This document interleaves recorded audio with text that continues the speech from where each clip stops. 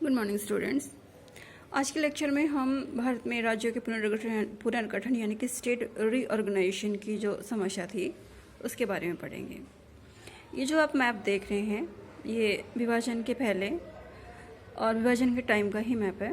विभाजन के पहले आज जिस तरह से हमारे स्टेट्स हैं उस तरह के स्टेट्स नहीं थे और उस टाइम दो तरह के ही स्टेट्स थे।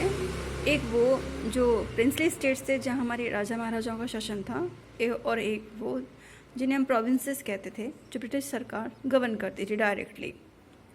और हमारे प्रिंसली जो स्टेट्स थे, हमारे रजवाड़े जो थे वो ब्रिटिश गवर्नमेंट के अंडर रहकर शासन करते, अपने घरेलू मामलों की देखरेख करते थे। तो जो महाराजाओं का जो इलाका था वो उन्होंने जितना इलाका जीत रखा था वो उन्हीं का था और उनका वहाँ शासन चलता था। और प्रोविंसेस जो थे वो ब्रिटिश गवर्नमेंट ने जितना इलाका जीत रखा था अपने प्रशासनिक सुविधा के हिसाब से, एडमिनिस्ट्रेशन किस तरह से वो इजीली कर सकते हैं उसके अकॉर्डिंग उन्होंने अपने प्रोविंसेस डिवाइड कर रखे थे। उस टाइम के जो बड़े प्रोविंसेस थे आपके बंगाल था, बम्बई और मद्रास से प्रोविंसेस बड़े प्रोविंसेस थे और बाकी भी काफ़ी जो ऑरेंज कलर के आपको नज़र आ रहे हैं वो ये और आपके बाकी प्रोविंसेस थे। अब जिस हालत में आप इस मैप को देख रहे हैं इसी कंडीशन में, ऐसी हालत में इंडिया को फ्रीडम मिल चुकी थी। और फ्रीडम के बाद जो हमारे सामने एक प्रॉब्लम थी कि जितने प्रिंसली स्टेट्स थे इन्हें इंडिया के अंदर मर्ज करना, ठीक है। उसके बाद भी दूसरी एक भी प्रॉब्लम थी कि अब जो है एडमिनिस्ट्रेशन के लिए स्टेट्स कैसे बनाएं, राज्यों का पुनर्गठन कैसे किया जाए। अब एक और समस्या हमारे सामने ये थी कि स्टेट रीऑर्गेनाइजेशन यानी कि राज्यों का पुनर्गठन कैसे किया जाए। विभाजन तथा देशी रियासतों का भारतीय संघ में विलय के साथ ही राष्ट्र निर्माण की प्रक्रिया का समापन नहीं हुआ, यानी कि देश का विभाजन हुआ, देश आज़ाद हुआ, देश का विभाजन भी हो गया और देशी रियासतों को भारत में मिलवा भी दिया। इसके बावजूद भी एक और समस्या हमारे सामने थी कि हमारे स्टेट्स को दोबारा से रीऑर्गेनाइज किया जाए। भारतीय प्रांतों की आंतरिक सीमाओं का निर्धारण करने की चुनौती अभी मौजूद ही थी, यानी कि इंडिया में स्टेट्स जो प्रांत बनाने का अभी मौजूद ही थी। प्रांतों की सीमांकन का निर्धारण करते समय भाषाई और सांस्कृतिक बहुलता को महत्व देने के साथ साथ राष्ट्रीय एकता भी खंडित होने से बचाना था। अब हमें अपने इंडिया के स्टेट्स इस तरह से बनाने थे कि हमारे जो कल्चरल डाइवर्सिटी है और जो हमारा कल्चरल और लिंग्विस्टिक जो डाइवर्सिटी है, हमारे लैंग्वेज और कल्चर को इम्पोर्टेंस बढ़े, ना कि वो छुपने नहीं चाहिए, वो घटने नहीं चाहिए। हमारे कल्चर, हमारी जो लैंग्वेज है, हमारे भारत देश में बोली जाने वाली भाषाएं हैं, उनका हमें प्रोग्रेस चाहिए था या उनका फ्लोरिश चाहिए था। वो क्या ये नहीं चाहिए था कि वो कहीं दब जाएं, गुम हो जाएं, खो जाएं। और इसके साथ साथ हमें राष्ट्रीय एकता को भी बनाए रखना था। औपनिवेशिक शासन के समय प्रांतों की सीमाएं प्रशासनिक सुविधा के हिसाब से निर्धारित की जाती थी। जिस समय अंग्रेज सरकार थी तो उन्होंने जो प्रोविंसेस बना रखे थे अपने एडमिनिस्ट्रेटिव बेनिफिट के हिसाब से बना रखे थे। ब्रिटिश सरकार ने जितने इलाकों को जीत लिया था उसे एक अलग प्रांत मान लिया जाता था या किसी रजवाड़े के अंतर्गत जो क्षेत्र सम्मिलित हो उससे उस प्रांत का हिस्सा मान लिया जाता था। भारत सरकार ने इस तरह से अंग्रेजों द्वारा किया गया सीमांकन को खारिज कर दिया तथा भाषा के आधार पर राज्यों के पुनर्गठन का वादा किया। भारत सरकार ने कहा जब देश के आज़ाद होने के बाद जिस तरह से प्रोविंसेस और प्रिंसेस स्टेट बने हैं वो जो सीमांकन किया गया है उसे खारिज कर दिया जाएगा और भाषा के आधार पर राज्यों का पुनर्गठन दोबारा से हो जाएगा। भाषा के आधार पर कांग्रेस की प्रांतीय समितियां बनाई गईं। ये समितियां ब्रिटिश इंडिया के प्रशासनिक विभाजन को अपने कामकाज में नहीं अपनाती थी। विभाजन तथा आज़ादी के बाद हमारे नेताओं को ये चिंता सताने लगी कि अगर भाषा के आधार पर प्रांत बना दिए गए तो इससे अव्यवस्था फैल सकती है। अब क्योंकि हमने विभाजन में देखा कि देश में धर्म के आधार पर सांप्रदायिक हिंसा हुई और देश टूटा, अब हमारे नेताओं को ये चिंता सताने लग गई कि अगर हम लैंग्वेज के बेस पे स्टेट्स बनाते हैं तो कहीं ये ना हो, आगे चल कर ये ना हो जाए कि देश के कई टुकड़े ही हो जाएं या देश अलग अलग भाषा के लोग अलग अलग स्टेट्स में रहेंगे तो इससे अलगाव पैदा हो सकता है। एक स्टेट दूसरे स्टेट के बीच में कोई लगाव नहीं रहेगा, अपने आप को अलग समझने लगेंगे। तो इस तरह की अव्यवस्था फैलने की चिंता उन्हें ज़्यादा सताने लग गई। देश के टूटने का खतरा भी उत्पन्न हो सकता है। रजवाड़ों का मसला भी पूरी तरह सुलझाया नहीं जा गया था। जैसा कि मैंने बताया 565 जो रियासत थी अभी सभी को भारत में सम्मिलित नहीं किया गया था। विभाजन के समय हुई सांप्रदायिक हिंसा की यादें अभी जिंदा थी, इसीलिए केंद्रीय नेतृत्व ने भाषाई आधार पर राज्यों के गठन के मामले को अभी स्थगित करके रखा था। विभाजन की यादें, सांप्रदायिक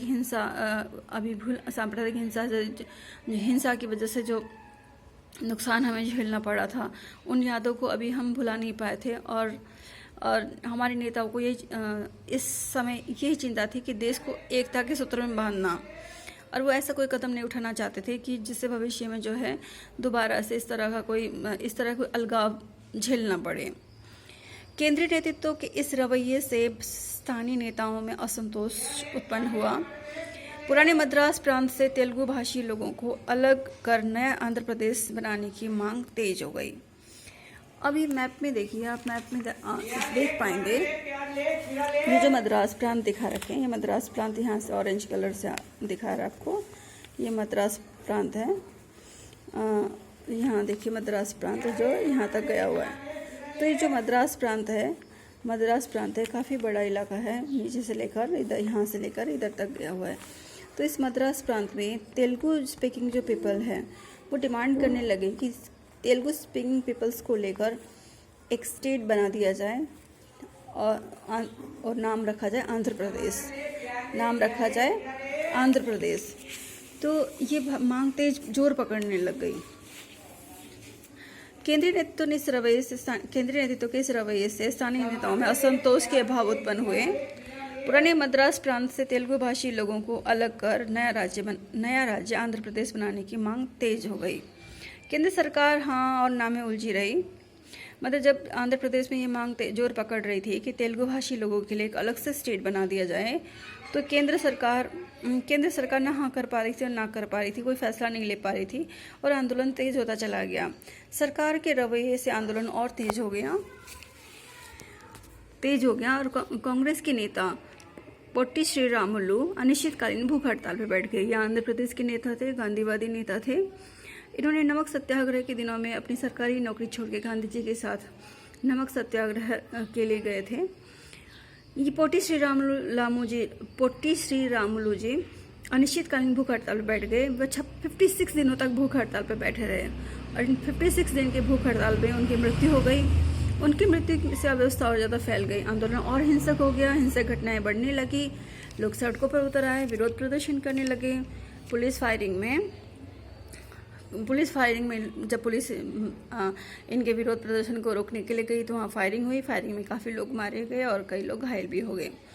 मद्रास में अनेक विधायकों ने विरोध जताते हुए अपने पद से इस्तीफा भी दे दिया। आखिर में प्रधानमंत्री जवाहरलाल नेहरू ने दिसंबर 1952 में आंध्र प्रदेश नाम से अलग राज्य बनाने की घोषणा कर दी। तेलुगु स्पीकिंग पीपल्स को लेकर एक अलग स्टेट बनाने की घोषणा कर दी। तो यहाँ से आपके लिए एक मैप भरने के लिए क्वेश्चन आएगा कि भाषा के आधार पर बना हुआ भारत का पहला राज्य कौन सा है, तो वह है आपका आंध्र प्रदेश। आंध्र प्रदेश के गठन के साथ साथ देश के दूसरे भागों में भी भाषा के आधार पर राज्यों के गठन के लिए संघर्ष चल पड़ा। जैसे आंध्र प्रदेश का गठन हुआ उसके तुरंत बाद देश के अलग अलग राज्यों में भाषा के आधार पर राज्य बनाया जाए, इसकी मांग जोर पकड़ने लग गई। इन संघर्षों से मजबूर होकर केंद्र सरकार ने 1953 में राज्य पुनर्गठन आयोग यानी कि स्टेट रीऑर्गेनाइजेशन कमीशन बिठा दिया, क्योंकि आंध्र प्रदेश को तो जल्दबाजी में बनाना पड़ता। अब बाकी स्टेट्स को बनाने के लिए एक कमीशन बिठा दिया गया जिसे हम कहते हैं राज्य पुनर्गठन आयोग या स्टेट रीऑर्गेनाइजेशन कमीशन। इस आयोग का कार्य राज्यों की सीमांकन के मसलों पर विचार करना था। इस आयोग ने स्वीकार किया कि राज्यों की सीमाओं का निर्धारण वहां बोली जाने वाली भाषा के आधार पर होना चाहिए।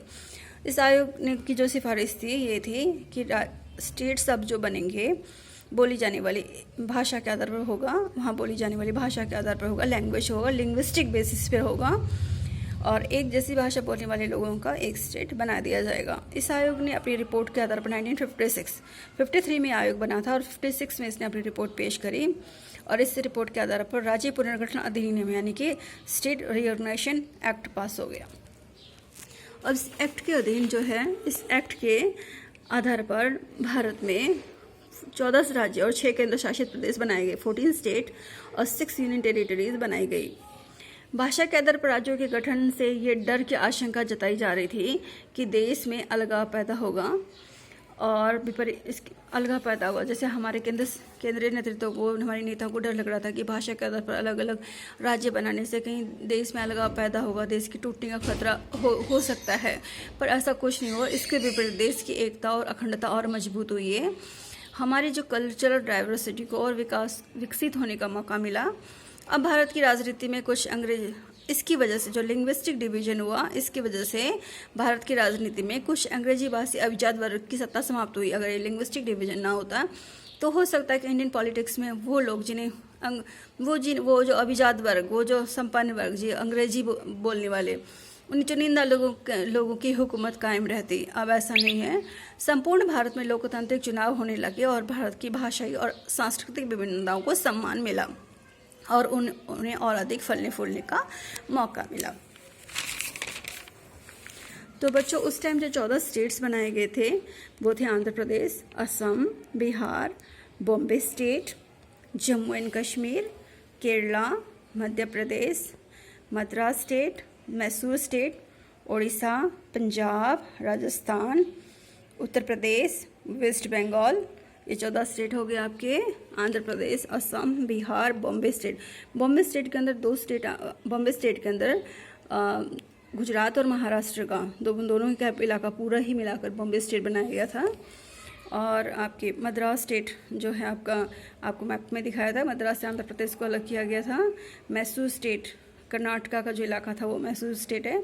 उड़ीसा, पंजाब, राजस्थान, उत्तर प्रदेश, वेस्ट बंगाल, ये 14 स्टेट बनाए गए थे। और उस टाइम 6 यूनियन टेरिटरीज बनाई गई थी। वो थी आपकी अंडमान एंड निकोबार आइलैंड, दिल्ली, हिमाचल प्रदेश आज स्टेट है, पर उस टाइम इसे यूनियन टेरिटरी बनाया गया था। Laccadive, Minicoy and Amindivi island, Minicoy and Amindivi island, Manipur and Tripura, ये 6 स्टेट्स हैं आपके। मणिपुर त्रिपुरा को भी स्टेट्स का दर्जा दे दिया गया है। हिमाचल प्रदेश को स्टेट का दर्जा मिल गया। और लक्काद्वीप, मिनिकॉय एंड अमीनदीप, ये सारे आइलैंड एक साथ लक्षद्वीप कहलाने लगे। अब कुछ स्टेट्स बाद में भी बने थे। जैसे 1960 में बम्बई राज्य जो था, बम्बई राज्य में दो लैंग्वेज स्पीकिंग पीपल थे, 2 भाषा के लोग थे, मराठी और गुजराती। तो 1960 में बम्बई राज्य को फिर से अलग किया गया। मराठी स्पीकिंग पीपल्स के लिए महाराष्ट्र स्टेट बनाया गया और गुजराती स्पीकिंग पीपल्स को लेकर गुजरात स्टेट बनाया गया। इस तरह से 1960 में पंजाब का भी डिवीजन किया गया, क्योंकि पंजाब एक बहुत बड़ा प्रांत था और पंजाब में पंजाबी स्पीकिंग पीपल और हिंदी स्पीकिंग पीपल दोनों ही भाषा बोलने वाले लोग एक ही स्टेट में थे। तो पंजाब को 1966 में बाइफर्केट किया गया। पंजाबी स्पीकिंग पीपल्स के लिए पंजाब बनाया गया, हिंदी स्पीकिंग पीपल के हरियाणा बनाया गया। और इसी टाइम जो है हिमाचल प्रदेश को भी जो यूनियन टेरिटरी थी उसको राज्य का दर्जा दे दिया गया। नॉर्थ ईस्ट में जो 1956 का जो रिकमेंडेशन था उसके अकॉर्डिंग नॉर्थ ईस्ट में आपके एक स्टेट असम था बस। 1956 की जो रिकमेंडेशन था north eastern state, in 1956 according to state reorganisation commission, वहाँ पर एक स्टेट बनाया गया था असम, और यूनियन टेरिटरी मणिपुर और त्रिपुरा। तो वहाँ पे बाकी स्टेट्स नहीं थे। आज जैसे वहाँ पे 7 सिस्टर्स हैं, 7 स्टेट्स हैं, जैसे मणिपुर और त्रिपुरा भी स्टेट्स के अंदर आए हैं अब। तो ये जो असम स्टेट से बाकी स्टेट्स का निर्माण किया गया है ना, अलग अलग टाइम में असम स्टेट से बाकी स्टेट्स का निर्माण किया गया। जैसे 1972 में मणिपुर और त्रिपुरा जो यूनियन टेरिटरी इन स्टेट्स का जो है दर्जा दे दिया गया। 1972 में ही मेघालय को असम में से एक हिस्सा जो था उसको अलग करके मेघालय स्टेट बनाया गया 1972 में। 1987 में असम में से ही अरुणाचल प्रदेश और मिजोरम नाम के अलग अलग स्टेट, असम के हिस्से में से अलग करके अरुणाचल प्रदेश और मिजोरम स्टेट्स बनाए गए। 1963 में नागालैंड को स्टेट्स बनाया गया। 1963 में नागालैंड को स्टेट बना दिया गया। ये सारे नॉर्थ ईस्टर्न स्टेट्स हैं आपके। उसके बाद 2000 में छत्तीसगढ़ जो है 2000 में 3 स्टेट्स नए बनाए गए। मध्य प्रदेश से अलग करके छत्तीसगढ़ का निर्माण किया गया, उत्तर प्रदेश से अलग करके उत्तराखंड का निर्माण किया गया, उत्तरांचल भी नाम कहते थे पहले हम इसे, और बिहार से अलग करके झारखंड बनाए गए। तो सन 2000 में हमारे पास 3 नए स्टेट्स आए। उसके बाद बच्चे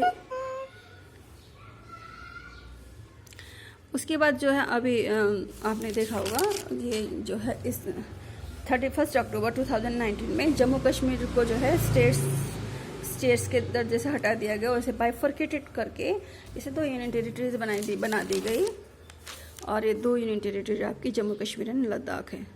तो आपका चैप्टर कंप्लीट हो गया। इसके नीचे जो एक्सरसाइज दे रखे हैं आपको, ये एक्सरसाइज आपको अपनी कॉपी में कर लेना है।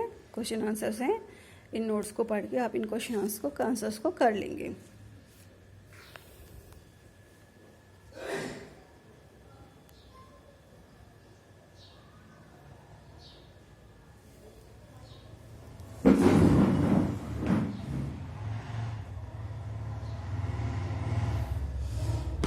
थैंक यू स्टूडेंट्स, ये चैप्टर कंप्लीट हो चुका है। इसके क्वेश्चन आंसर को आपको अपनी नोटबुक, इनके क्वेश्चन आंसर को आपको अपनी नोटबुक में कर लेना है। आज के लिए इतना ही, बाय।